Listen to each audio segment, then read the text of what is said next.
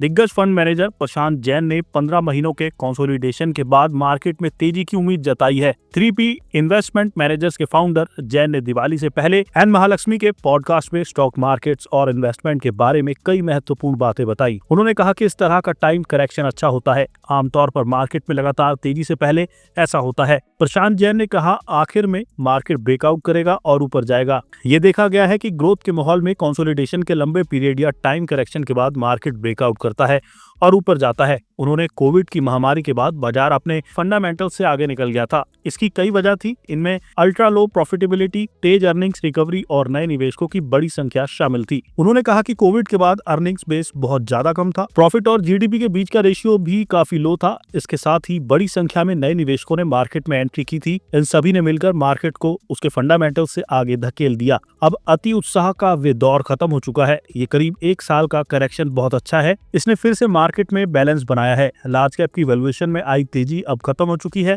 प्रशांत जैन ने इन्वेस्टर्स को भेजे हालिया नोट में ये बताया है कि मार्केट्स में भी FY27 के अर्निंग्स अनुमान के 20 गुना और FY28 के अर्निंग्स अनुमान के 18 गुना पर ट्रेडिंग हो रही है।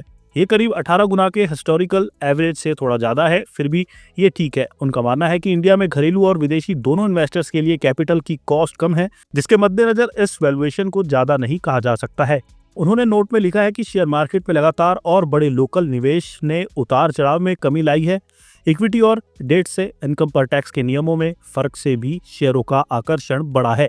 15 महीनों के करेक्शन में FIIs ने शुद्ध रूप से 18 अरब डॉलर की बिकवाली की है।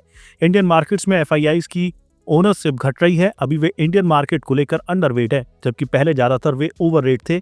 उन्होंने कहा कि विदेशी फंडों की बिकवाली के बीच भी बाजार टिका रहा है। ये घरेलू ताकत बढ़ने का संकेत है। जैन ने कहा कि अगले साल में मार्केट का रिटर्न पॉजिटिव रहना चाहिए। प्राइमरी मार्केट में बढ़ती इक्विटी से स्टेबिलिटी मिली है। कुछ समय तक सुस्त पड़ने के बाद फिर से कैपिटल जुटाने की रफ्तार जोर पकड़ रही है। ये पाइपलाइन बड़ी और इसकी ग्रोथ जारी रहेगी। उन्होंने कहा कि निवेशकों को अपनी उम्मीदों पर नियंत्रण रखने की जरूरत है। ज्यादातर इशू का प्रदर्शन लंबी अवधि में कमजोर रह सकता है। उन्होंने कहा कि इंडिया की ग्रोथ स्टोरी पर किसी तरह का असर नहीं पड़ रहा है। हम जानते हैं कि बीते 46 सालों में सेंसेक्स 800 गुना चढ़ा है।